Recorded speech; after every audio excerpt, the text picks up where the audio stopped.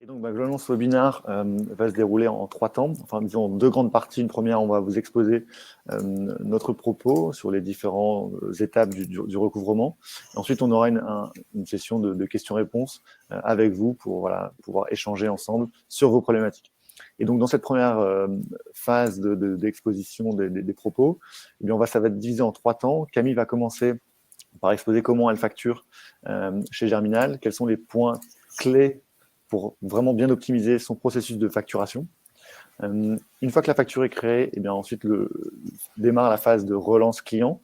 Donc là, je prendrai le relais pour donner peut-être quelques clés sur comment relancer ses clients, quelles sont les bonnes méthodes et quels sont les bons moyens de paiement à proposer à ses clients. Et si jamais la facture n'est pas payée après cette phase de relance client gérée en interne par l'entreprise, eh bien là, c'est Hervé qui prendra le relais pour expliquer les différentes modalités du recouvrement à la fois amiable et judiciaire. Pour me présenter, ça va être très rapide, mais je suis obligé de parler un peu de mon parcours. J'ai exercé pendant 10 ans comme huissier et en créant recouvré.fr l'an dernier, on avait souhaité vraiment rendre accessible le recouvrement par l'huissier à tous les petits entrepreneurs, toutes les PME, les TPE, tous ceux pour qui le recouvrement justement n'est pas Chez naturel. InPay que globalement, 97,5% des factures sont payées dans ce cycle de relance client géré directement entre l'entreprise et son client. Et il reste donc cette marge de factures qui ne sont pas payées, qui donc sont passées par exemple en litige sur l'InPay, et donc qui vont derrière être prises en main par Hervé, par des acteurs vraiment spécialisés sur le recouvrement, pour aller chercher de l'argent chez ces clients-là également. Et donc je passe la main à Hervé qui va nous présenter à la fois le recouvrement amiable, externalisé, et le recouvrement judiciaire. Merci Socrate. Je me demandais justement si tu donnerais les chiffres, c'est très intéressant parce que nous, on intervient justement sur ces 2,5% de factures qui posent vraiment problème. C'est notre spécialité. Donc, on est conscient qu'on intervient sur une faible partie des dossiers et on apporte une méthodologie qui va être un peu plus musclée, justement, dans cette graduation du discours et dans cette graduation du recouvrement. Le recouvrement, au risque de vous surprendre, on vient déjà d'en parler pendant 37 minutes, puisque le recouvrement, c'est déjà ce que fait Camille et ce que propose l'InPay. Le recouvrement amiable, il peut se définir comme toutes les opérations de relance qui vont se faire sans décision de justice, qui vont se faire sur des méthodologies commerciales, sur des stratégies de relance. Et le recouvrement amiable, on est convaincu qu'il doit commencer dans l'entreprise. Donc, au risque de vous surprendre aussi, notre objectif n'est pas de faire augmenter le taux d'impayé pour avoir plus de dossiers. Nous, ce qu'on souhaite, c'est effectivement que le recouvrement soit plus efficace dans l'entreprise et que les dossiers soient bien relancés. Pour rebondir sur ce que disait Camille tout à l'heure, une bonne méthodologie de relance, c'est aussi un indicateur de rigueur pour vos clients. Comme le disait Socrate, si vous ne relancez pas, vous ne risquez pas d'encaisser. Donc, le client, il attend de voir aussi si vous êtes organisé. Sur le recouvrement amiable, donc une grande partie effectuée directement dans l'entreprise, on en a parlé. Nous, ce qu'on propose, c'est de donner la touche finale au recouvrement amiable sur une période assez courte et justement de faire intervenir très rapidement des huissiers qui vont avoir leur propre méthodologie, qui vont avoir leur propre discours, qui vont bien sûr aussi faciliter le parcours de paiement, hein. Tout ce que disait Socrate, nous, c'est des méthodologies qu'on met en place tous les jours sur le prélèvement automatique, sur le virement immédiat. Et la simplification et l'absence de toute friction au paiement, c'est une priorité absolue. Donc, on va mettre cette touche finale au recouvrement amiable. Et puis, on va pas se mentir, hein, l'entête de l'huissier, le tampon, la Marianne, ça a quand même un effet. Et ça permet encore d'aller chercher la moitié, entre 40 et 50% des dossiers qui arrivent directement en litige.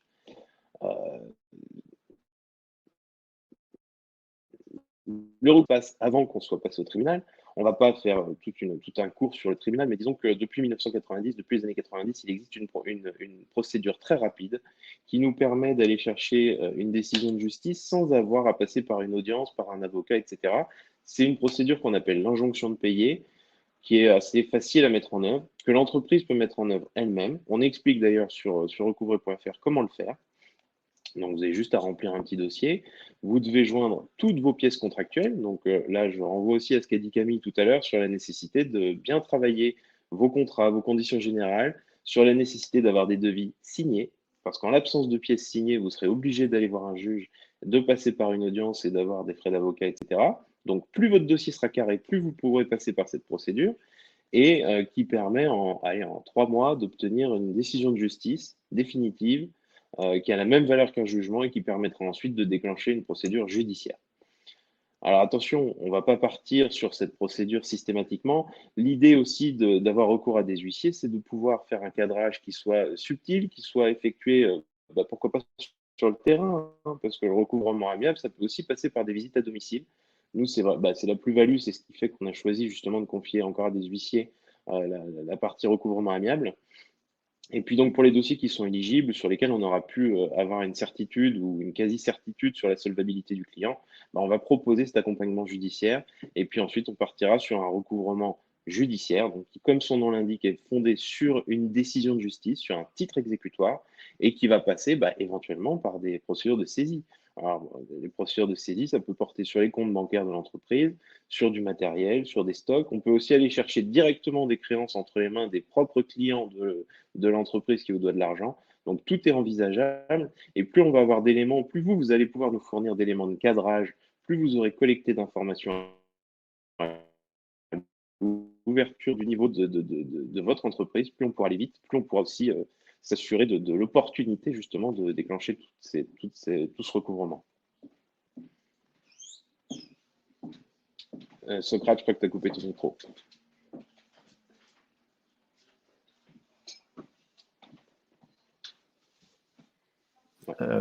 Hervé, je pense qu'on a une question sur le montant minimum d'encours que tu acceptes pour les dossiers. En recouvrement amiable, on n'a pas de minimum. On a déjà travaillé pour des créances à 20 € pour des médecins, par exemple.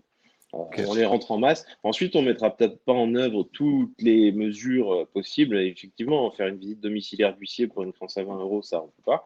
Par contre, nous, on adaptera et puis nos huissiers vont adapter aussi l'ampleur et puis l'éventail de toutes les prestations de recouvrement et de relance en fonction du montant de la créance. Mais typiquement, on n'a pas de montant minimum et surtout, les honoraires qu'on propose n'ont pas ni plancher ni plafond. Donc, il n'y a pas de… Voilà. Et le coût, du coup, de passer par alors soit ta solution amiable, soit la partie judiciaire, est-ce que tu as un ordre de grandeur peut-être à nous donner? Bien sûr. Sur la partie amiable, on a fait le pari de proposer des honoraires de résultat, c'est-à-dire que pas d'encaissement, pas de facturation, pas de frais. On a fait le pari, on a réussi à négocier avec nos huissiers une convention assez intéressante. Donc, on propose ça pour 12% hors taxe, pour 10% hors taxe, donc 12% TTC des montants encaissés, sans distinction. Sur la partie judiciaire, on reste sur le même taux d'honoraire. Ensuite, les frais de recouvrement judiciaire, techniquement, sont censés être à la charge du débiteur. Donc, ils viennent s'ajouter à sa dette. En plus des pénalités, de l'indemnité forfaitaire, etc. On gère au mieux l'opportunité de partir sur du judiciaire parce qu'effectivement, en cas de client d'assumer les frais, donc il a déjà un impayé, potentiellement on va lui envoyer une facture d'huissier, alors même si les frais sont tarifés, ça peut monter assez vite en fonction de ce qu'on fait. Donc là aussi, toute notre plus-value, tout ce qu'on apporte, c'est le choix éclairé de l'opportunité des poursuites qu'on va engager, une bonne analyse de la solvabilité du débiteur pour éviter d'aller perdre de l'argent et d'aller engager des démarches qui seraient inutiles ou infructueuses. Ok.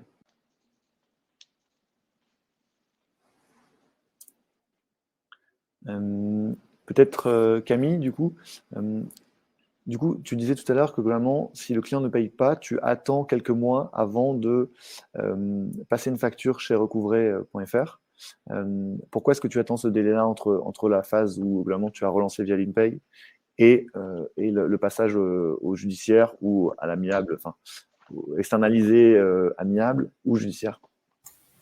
Alors c'est vraiment au cas par cas en fonction des dossiers. En fait, ça dépend en fait si j'arrive à avoir des nouvelles facilement du client ou pas. C'est vrai que si le client ne répond pas du tout, je vais relancer régulièrement du coup et au bout de 2 mois de relance sans réponse, là je vais passer la main au recouvré.fr. Par contre, si c'est un client qui était de bonne foi et qui a essayé de négocier des délais de règlement que j'avais accordés et que finalement il peut pas honorer, ça peut prendre un tout petit peu plus de temps parce qu'on s'était déjà mis d'accord en amont pour des dérèglements sur 2 mois qu'il peut pas respecter, etc. Donc voilà, ça dépend de la configuration, ça dépend de la potentielle bonne foi du client en face en fait, et de si je sens que on va pouvoir arriver à un accord sans passer par un huissier, ou si je sens que ça va être compliqué. Donc voilà, je pense qu'il faut vraiment adapter en fonction de la relation et des échanges que vous avez avec le client. Mais je pense que vraiment l'intervention d'un huissier, ça a quand même, c'est un effet très important, et je pense qu'il faut pas le faire trop en amont non plus, parce que ça peut potentiellement avoir des effets sur votre relation long terme avec le client, si vous voulez le garder. Après, si c'est un client que de toute façon vous voulez plus garder, voilà. Mais il faut juste penser qu'effectivement, faire intervenir un huissier, comme disait Hervé, ça a quand même un impact psychologique, parce que là, la personne, elle reçoit des documents tamponnés officiels, et donc ça peut fortement dégrader la relation avec votre client si vous n'avez pas tout tenté en amont d'abord, avant d'en arriver là, quoi. Voilà. Très clair. C'est ça. Sur le délai de transmission, c'est une question de feeling. C'est à vous de voir dans l'entreprise, justement, est-ce qu'il me balade ou est-ce qu'il est sérieux? Est-ce que j'ai un vrai potentiel d'encaissement ou pas?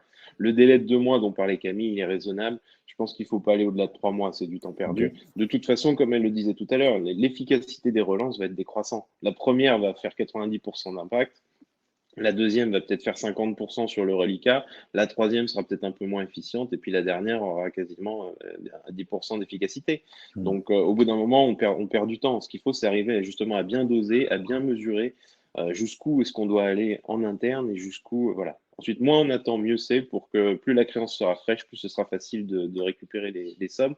Il y avait une grande étude qui avait été faite par la Fédération du recouvrement qui montrait justement que si les chances de recouvrement, je crois, elles étaient à 80 ou 90% à 3 mois, elles tombaient plus qu'à 15% au bout d'un an. Donc, le temps est un facteur de baisse des résultats qui est inexorable. Le temps joue contre celui qui émet la facture.